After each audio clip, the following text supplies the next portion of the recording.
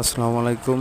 দক্ষিণ মোল্লাপাড়া বাজাওয়ালা গল্লি 2 দিন আগে ঘূর্ণিঝড় হয়ে গেছে। এখনো গল্লির ভিতরে কি পরিমাণ পানি, লোকজন চলাফেরা করতে পারতেছে না। অনেকের পাকের ঘরে বন্যা হয়ে গেছে, পানি উঠছে, ঘরে পানি উঠছে, লোকজন বসবাস করতে পারতেছে না, রান্নাবান্না ঠিক মতন করতে পারতেছে না। যাতায়াত অনেক কষ্ট, গল্লির ভিতর দিয়ে লোকজন ঢুকতে পারতেছে না এবং বেরোতে পারতেছে না বাসার থেকে।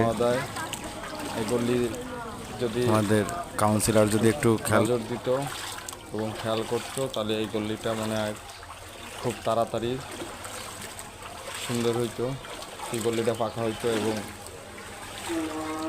সব গল্লি তো ঢালাই হয়েছে, এই গল্লি ইটের সেলিং।